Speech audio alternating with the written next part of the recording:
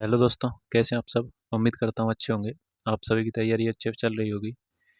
तो भाई, मेरे बहुत से भाई बहनों के कमेंट आ रहे थे कि भैया मैथ और रीजनिंग में स्पीड नहीं बन रही। क्वेश्चन सॉल्व करने में 1.5 2 मिनट 2.5 मिनट लगते हैं। तो स्पीड बनाने के लिए क्या करना पड़ेगा और किस तरह से स्पीड कम होगी।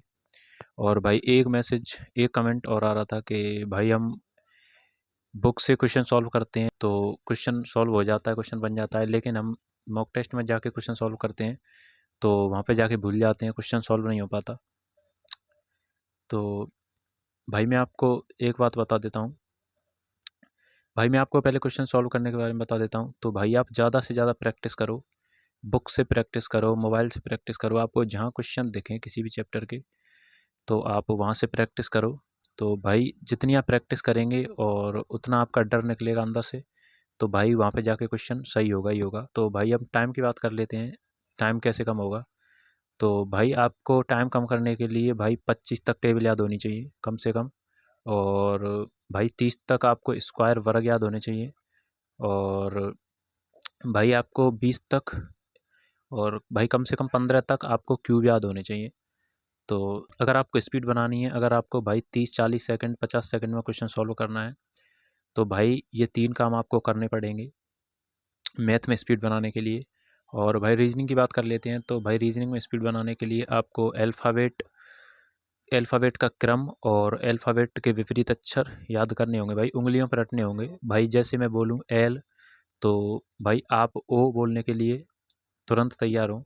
और भाई, जैसे मैं कोई भी अल्फ़ाबेट बोलूँ तो आपके मुंह से तुरंत उस अल्फ़ाबेट का विपरीत अक्षर निकलना चाहिए। और भाई, जैसे मैं एल बोलूँ तो आपके मुंह से 12, मतलब अल्फ़ाबेट का नंबर भाई आपके मुंह से तुरंत निकलना चाहिए। मतलब भाई, आपकी उँगलियों पे अल्फ़ाबेट होने चाहिए अगर आपको रीजनिंग में स्पीड बनानी है तो। और रीजनिंग में भाई अल्फ़ाबेट बेस पे एसएससीजीडी में कम से कम 4 5 क्वेश्चन आते हैं। तो आप अल्फ़ाबेट, भाई आप सोच रहे होंगे कि हम भैया लिख के काम चला लेंगे, हम नोटबुक में लिख लेंगे।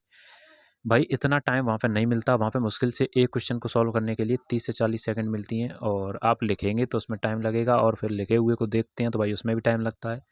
तो भाई, मेरा जहाँ तक एक्सपीरियंस है भाई, मैंने पहली शुरुआत में मैं आपकी तरह ही सोचता था। और मैंने पहले भाई याद नहीं किए थे, पहले मैं ऐसे ही लिख के काम चला। तो भाई, पिछले वाले एग्जाम में मुझे ऐसे याद करने से भाई बिल्कुल भी फ़ायदा नहीं हुआ था। तो मैंने भाई इस बार अल्फ़ाबेट को अच्छे से रटा और भाई उंगलियों पर कर लिया था अल्फ़ाबेट को और अल्फ़ाबेट के क्रम को। तो भाई, रीजनिंग के लिए आप उनको याद कर सकते हैं भाई। मैं याद करने के लिए आपको अभी लास्ट में बता दूंगा भाई, वीडियो के लास्ट में मैं नोटबुक में लिख लिख के आपको बता दूंगा आपको किस तरह से याद करने हैं भाई। 3 से 4 दिन में आपको याद हो जाएंगे। और भाई, मैं बात कर लेता हूँ मैथ की स्पीड के बारे में। तो भाई, मैथ में आप टेबल याद कर सकते हैं भाई। डेली एक टेबल याद करो आप। और भाई, डेली आप 1 या 2 स्क्वायर याद करो तो भाई मुश्किल से आपको 1 1.5 महीने के अंदर आसानी से याद हो जाएंगे भाई। एक अच्छी ट्रिक बता दूं याद करने की।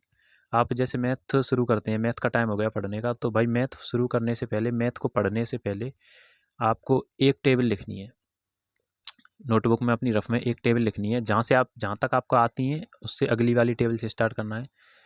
तो भाई, आपको एक टेबल लिखनी है। तो भाई, उसके आप बोलेंगे भाई देख के लिखनी है या बिना देखे लिखनी है याद करके। तो भाई, आपको देख के लिखनी है याद। भाई, आप उस टेबल को देख के लिखेंगे। आज आपने देख के लिख ली, और भाई आप जितना हो सके उतनी याद करो और जितनी हो सके उतनी लिखो। तो भाई, लिखने से बहुत जल्दी याद होती हैं। तो भाई, दूसरे दिन आके फिर आप उसी टेबल को लिखेंगे तो भाई 1 2 अक्षर ऐसे होंगे जिन्हें आप भूल जाएंगे ना, तो लगभग आपको सारी टेबल याद हो जाएगी। तो भाई, 2 3 दिन में आपको एक टेबल आसानी से याद हो जाएगी। और भाई, आप रटेंगे यार अच्छे से तो भाई एक दिन में भी आप एक टेबल याद कर सकते हैं। और भाई, 20 दिन या 25 दिन में आपको 25 तक टेबल याद हो जाएंगी। भाई, 15 दिन में हो जाएंगी, क्योंकि आपको पहले से ही होंगी 10 12 तक टेबल याद, तो हर किसी को होती हैं। तो भाई, 10 से 15 दिन में आपको टेबल याद हो जाएंगी। और 10 से 15 दिन आप उनको भी भाई रटो, स्क्वायर और क्यूब को।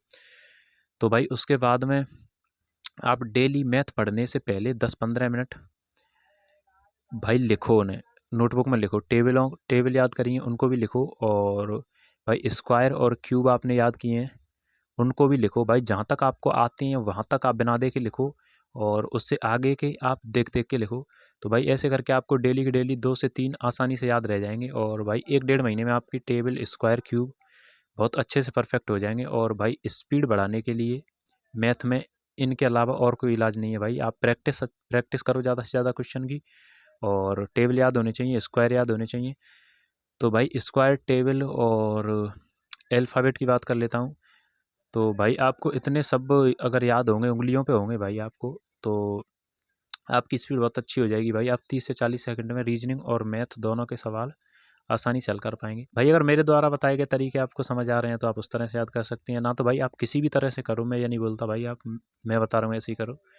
आप किसी भी तरह से करो भाई, आपको अल्फ़ाबेट और टेबल, स्क्वायर और क्यूब आपको याद होने चाहिए, चाहे आप भाई कैसे भी याद करो उन्हें, इससे कोई मतलब नहीं। तो भाई मुझसे आपको अल्फ़ाबेट के ऊपर वीडियो चाहिए तो आप भाई कमेंट कर देना, मैं उसके ऊपर वीडियो बना दूंगा भाई। इस वीडियो भाई ये वीडियो ज़्यादा लंबी हो जाएगी अगर मैं इसी में बताऊंगा तो, क्योंकि भाई उसमें टाइम लगेगा, कम से कम 15-20 मिनट 25 मिनट लगेंगे वीडियो में बताने में।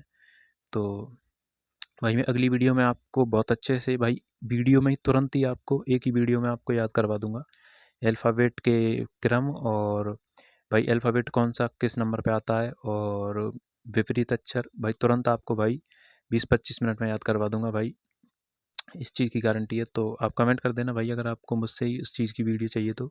और भाई आपने अगर कहीं से भी पढ़ रखे हो या आप कहीं से पढ़ के समझ आ रहे हो तो आप, अच्छी बात है भाई, आप वहाँ से भी कर सकते हैं। तो भाई आज के लिए इतना ही, मिलते हैं अगली वीडियो में। जय हिंद, जय भारत।